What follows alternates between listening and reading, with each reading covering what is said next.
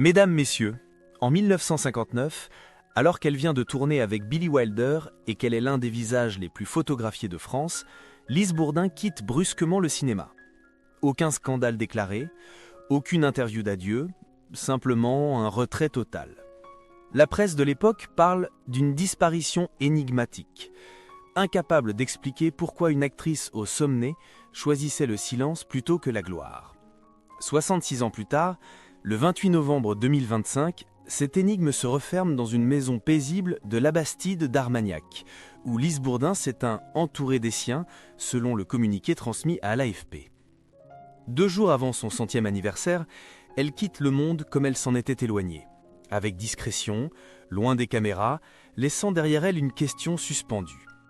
Comment une icône internationale a-t-elle pu choisir une vie d'ombre après tant de lumière ? Lise Bourdin naît le 30 novembre 1925 à Néris-les-Bains, une petite commune thermale du département de l'Allier, au centre de la France. Rien dans ce décor tranquille de province ne la prédestine à devenir l'un des visages des plus iconiques de l'après-guerre. Mais très tôt, son élégance naturelle et son port altier attirent les regards. À la fin des années 1940, alors que la France se reconstruit et que la mode redevient un art à part entière, elle entame une carrière de mannequin. Elle devient rapidement une figure incontournable des podiums parisiens et des couvertures de magazines. Son visage orne les pages de Harper's Bazaar, de Marie-Claire et de Noir et Blanc, dans un style raffiné qui séduit autant les photographes que les maisons de couture. On la surnomme bientôt la Française au mystère hollywoodien. À une époque où les mannequins n'étaient pas encore des célébrités médiatisées, Lise Bourdin incarne une nouvelle forme de féminité, libre, internationale, sophistiquée. En 1949, elle franchit les portes du cinéma. Son premier rôle, bien que non crédité, marque le début d'une trajectoire fulgurante. En 1953, elle obtient enfin son premier rôle officiel dans Les Enfants de l'amour, un drame social qui lui permet de montrer une palette d'émotions plus large. Le public la découvre avec curiosité, la presse spécialisée l'accueille avec bienveillance. Mais c'est en 1954 que sa notoriété prend une dimension internationale lorsqu'elle joue aux côtés de Sophia Loren dans La fille du fleuve, un film franco-italien réalisé par Mario Soldati. Cette période des années 1950 est sans doute l'apogée de sa carrière. Lise Bourdin enchaîne les rôles dans des productions françaises et étrangères. En 1957, elle est choisie par Billy Wilder pour interpréter Madame X dans Love in the Afternoon, une comédie romantique tournée à Paris avec Audrey Hepburn et Gary Cooper. Même si son rôle est secondaire, sa présence à l'écran ne passe pas inaperçue. La presse américaine la qualifie de French Elegance Incarnate. Malgré cette ascension, elle reste une actrice atypique. Elle refuse de s'installer à Hollywood, décline plusieurs contrats à longue durée et choisit ses projets avec parcimonie. Elle tourne dans Ces dames préfèrent le mambo, 1957, La ragazza di Piazza San Pietro, 1958, et enfin The Last Blitzkrieg, 1959, un film de guerre avec Von Johnson et Kervin Matthews qui s'avérera être son ultime apparition au cinéma. À peine 10 ans après ses débuts, Lise Bourdin choisit de se retirer des plateaux. Aucun communiqué officiel, aucune déclaration d'adieu. À la fin des années 1950, son nom disparaît peu à peu dans les colonnes des journaux. Certains critiques regrettent alors qu'une actrice de sa trempe n'ait pas eu une carrière à la mesure de son potentiel. D'autres au contraire y voient un choix de liberté, un refus de se fondre dans les codes d'un cinéma qui commence à se transformer. Sa décision étonne d'autant que Lise Bourdin possédait tout ce que l'époque valorisait. Beauté, talent, relations internationales, maîtrise des langues et une élégance rare. Mais la femme restait insaisissable. Elle n'a jamais couru après les projecteurs, ni cherché à capitaliser sur sa célébrité. Peut-être est-ce précisément ce retrait volontaire qui a contribué à forger sa légende discrète. Au sommet de sa gloire, Lise Bourdin fait figure d'exception dans le paysage cinématographique des années 1950.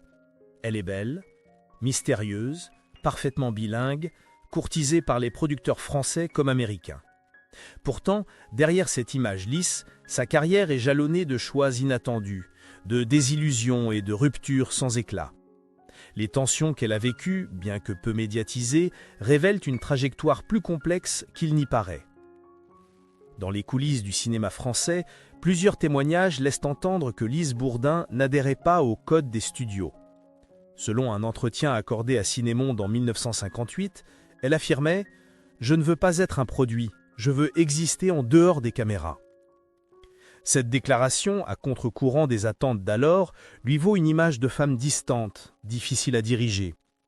Plusieurs réalisateurs, dont un proche de Christian Jacques, ont reconnu anonymement que Lise refusait de se plier aux exigences promotionnelles, préférant disparaître entre les tournages. Un épisode souvent évoqué, sans jamais être confirmé officiellement, concerne une altercation avec un producteur américain en 1957, lors de la promotion de Love in the Afternoon. Selon Le Parisien, elle aurait refusé de participer à une série d'interviews organisées à New York, provoquant la colère de la Paramount. Certains y voient le début de son éloignement d'Hollywood, d'autant que peu après, elle annule d'autres engagements prévus pour l'année suivante. La presse américaine, pourtant séduite par sa prestation, la dépeint alors comme trop européenne, trop insaisissable. Mais c'est dans sa vie privée que les secousses deviennent plus visibles. En 1963, elle épouse Roberto Seabra, un homme d'affaires brésilien fortuné rencontré lors d'un séjour à Rio. Leur union, très commentée dans la presse mondaine, est marquée par des apparitions publiques fastueuses, mais aussi par de nombreuses rumeurs. François évoque à l'époque des tensions liées à des divergences culturelles profondes. Lui, homme d'affaires rigide et jaloux, elle, artiste éprise d'indépendance. 2 ans plus tard, le divorce est prononcé dans la plus grande discrétion. Aucun des deux ne s'exprimera publiquement sur les raisons de leur séparation. Après cet épisode, Lise Bourdin se retire encore un peu plus de la sphère médiatique. Elle voyage en Italie, séjourne souvent en Suisse, où elle fréquente des cercles intellectuels loin du tumulte parisien. C'est à cette période, au début des années 1970, qu'elle rencontre Raymond Marcellin, figure du monde politique français, ancien ministre de l'Intérieur sous De Gaulle et Pompidou. Leur relation, bien que jamais officialisée par un mariage, dure 30 ans jusqu'à la mort de Marcellin en 2004. Cette union avec un homme politique réputé conservateur surprend certains de ses anciens collègues du milieu artistique. L'actrice, autrefois vue comme une femme moderne, libre et avant-gardiste, choisit un compagnon issu d'un univers bien différent. Leur couple vit entre Paris et le sud-ouest de la France, dans une propriété discrète à Labastide d'Armagnac. Peu d'informations filtrent sur cette période, mais selon Sud-Ouest, les rares voisins qui les côtoyaient décrivent une femme élégante, distante mais polie, très attachée à sa tranquillité. Ce repli, volontaire ou non, alimente les spéculations. Pourquoi une actrice aussi internationale s'est-elle retirée si tôt ? Pourquoi n'a-t-elle jamais tenté de revenir, même symboliquement, comme tant d'autres de sa génération ? En 1997, dans un article de VSD consacré aux actrices disparues des radars, son nom est cité parmi celles qui ont tourné le dos au star system avec une fermeté rare. Lise Bourdin, contactée à l'époque, aurait refusé toute interview, par fidélité à ses choix de vie. Le véritable twist, toutefois, survient en 2005. À la suite du décès de Raymond Marcellin, la succession de ses biens crée des tensions au sein de sa famille politique et de ses proches. Bien que Lise Bourdin ne soit pas mentionnée dans les documents officiels, certaines voix s'élèvent dans la presse pour dénoncer une influence excessive qu'aurait eue la formatrice sur la fin de vie de l'ancien ministre. Ces accusations, jamais prouvées, sont publiées notamment dans un article du Canard enchaîné, suggérant des désaccords liés à des donations immobilières. Lise Bourdin ne répondra jamais publiquement à ces insinuations. Une fois encore, elle choisit le silence, consolidant cette aura d'opacité qui entoure sa vie. Dans les dernières décennies de sa vie, Lise Bourdin s'efface peu à peu de la mémoire collective, tout en s'ancrant dans un quotidien presque monacal. Après la mort de Raymond Marcellin en 2004, elle s'installe définitivement dans la propriété qu'il partageait à Labastide d'Armagnac, un village de moins de 1000 habitants niché au cœur des Landes. Là, entre murs de pierre et jardins sauvages, elle mène une existence d'une discrétion absolue. Plus aucune apparition publique, aucune photo récente dans les journaux, aucune participation à des événements liés au cinéma ou à la mode. Selon le quotidien Sud-Ouest, elle était parfois aperçue, vêtue simplement, faisant ses courses très tôt le matin ou se promenant dans les petites rues du village. Une habitante, interrogée en 2018, décrivait une femme d'une grande élégance, très polie, mais toujours sur la réserve. Aucun signe extérieur de nostalgie pour les feux de la rampe, aucune trace de regret apparent. Elle avait choisi le silence comme refuge. Au fil des années, les rares amis du couple Marcellin-Bourdin s'éteignent ou se retirent eux-mêmes. Plusieurs proches rapportent que Lise, bien que lucide et en bonne santé jusque tard, refusait les visites prolongées. Elle gardait contact avec une poignée de correspondants fidèles, souvent par lettres manuscrites. Elle n'avait ni adresse mail, ni téléphone portable, selon un témoignage rapporté par la Dépêche du Midi. Ce choix délibéré de coupure avec le monde moderne renforçait la sensation qu'elle vivait dans un autre temps. Sa santé, bien que globalement stable, commence à décliner légèrement au début des années 2020. Selon des informations du journal du dimanche, elle aurait été suivie régulièrement par un médecin généraliste de la région, mais ne souffrait d'aucune pathologie lourde. Elle refusait les traitements invasifs, préférant des soins de confort et une alimentation stricte. Son personnel était restreint, une femme de ménage à temps partiel, un jardinier et une infirmière qui passait 2 fois par semaine. Aucun aide-soignant à domicile en permanence. Un choix qui reflétait, là encore, son besoin d'autonomie jusqu'au bout. Dans l'une de ses dernières interviews, accordée à un petit journal local en 2002, sa dernière apparition médiatique connue, elle affirmait « J'ai aimé la lumière, mais elle ne m'a jamais définie. Ce que je préfère, c'est le silence des choses simples. » Cette phrase résonne aujourd'hui comme un testament. Loin du tumulte parisien, loin des studios, elle s'est construite une seconde vie, presque invisible, mais profondément cohérente avec ses choix. L'environnement qu'elle avait choisi pour vieillir n'était pas anodin.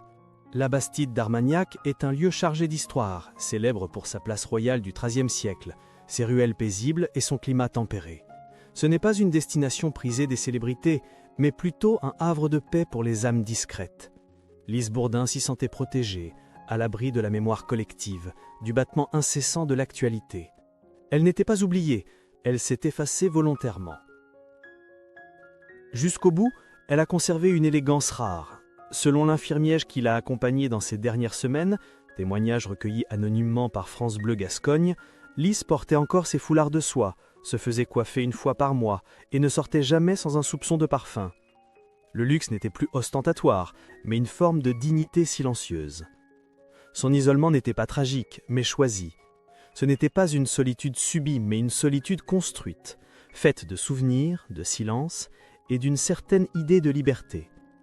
Lise Bourdin n'a jamais cherché à revenir sur le devant de la scène. Et c'est peut-être dans cette fidélité absolue à elle-même que réside sa plus grande force. Le 28 novembre 2025, au petit matin, dans sa maison en pierre beige au volet vert de la Bastide d'Armagnac, Lise Bourdin s'éteint paisiblement. Il est environ 6h45 lorsqu'une infirmière, venue comme chaque mercredi pour sa visite hebdomadaire, découvre que l'ancienne actrice ne dort pas, mais repose sans souffle. À ses côtés, un livre posé ouvert sur le fauteuil, une tasse de thé froid et une légère odeur de lavande qui flotte encore dans la pièce. Aucun signe de lutte, aucun désordre. Tout indique un départ silencieux, presque chorégraphié. La veille, selon la déclaration faite par un membre de la famille à l'AFP, Lise avait partagé un dîner simple avec 2 proches parents venus la visiter pour préparer son 100e anniversaire. Ils avaient apporté un gâteau au marron, son préféré. Elle avait souri, trinqué avec un verre de vin doux et s'était ensuite retirée dans sa chambre avec une phrase étonnamment lucide. « 100 ans c'est bien, mais ce soir, je me sens complète. » Ce seront ses derniers mots connus. Ce qui frappe, dans ce départ, c'est l'absence d'effroi, l'absence de panique.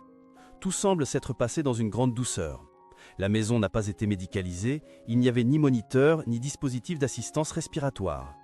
Lise Bourdin, selon les mots de l'infirmière relayés anonymement par France Bleu Gascogne, avait organisé sa fin comme on prépare une dernière scène, dans la lumière douce, sans témoin, sans répétition. Le certificat de décès établi par le médecin de famille indique une insuffisance cardiaque aiguë, survenue dans son sommeil. Aucun transfert à l'hôpital n'a été jugé nécessaire. La mairie de la Bastide d'Armagnac enregistrait le décès dans l'intimité, sans publication immédiate. Ce n'est que le lendemain, via un bref communiqué transmis à l'AFP, que le public apprend la disparition de celle qu'on avait oubliée, ou presque. Aucun hommage national n'est organisé. Aucun acteur, aucun ancien partenaire de tournage ne prend la parole. La nouvelle est reprise par Le Monde, Gala et quelques autres titres de presse culturelle, souvent en rubrique nécrologie plutôt que actualité. Et pourtant, derrière ces quelques lignes, se cache une scène d'une beauté rare. Une femme qui a choisi de quitter le monde avec la même élégance qu'elle y avait vécu, en silence, dans son univers, sans mise en scène. Aucun photographe, aucun reporter, aucun bruit de foule. Seulement le silence du petit matin, dans une maison ancienne, alors que le brouillard recouvre encore les prairies alentours. Ce jour-là, Lise Bourdin aurait eu 99 ans et 363 jours. 2 jours de plus, et elle aurait franchi le cap symbolique du centenaire. Mais elle a préféré partir juste avant, comme si, une fois encore, elle refusait les projecteurs, même ceux de l'éternité. À sa mort, Lise Bourdin ne laisse pas derrière elle un empire, ni une fondation, ni même une œuvre monumentale. Mais elle laisse une empreinte. Celle d'une femme libre, insaisissable, qui a préféré le retrait à la compromission, le silence à la lumière forcée. Selon les registres notariaux consultés par le journal officiel des successions, ces biens, une maison en pierre, quelques contes et œuvres d'art, ont été transmis à 2 neveux, dans le respect d'un testament discret, déposé en 2015 chez un notaire de Mont-de-Marsan. Aucune bataille juridique, aucun scandale posthume, juste quelques lignes dans la presse, et une communauté de passionnés du cinéma d'après-guerre qui, sur des forums ou dans des cinémathèques, redécouvrent ces films oubliés. La Cinémathèque française a annoncé, 1 semaine après son décès, qu'une rétrospective lui serait consacrée, tardive mais sincère. La disparition de Lise Bourdin referme une époque, celle où l'élégance n'avait pas besoin d'éclat, où les icônes pouvaient aussi s'éteindre loin des regards. Et si, en refusant d'appartenir à une industrie qui exige tout, elle avait au fond gagné sa liberté, peut-on choisir l'oubli et en faire une forme d'art ?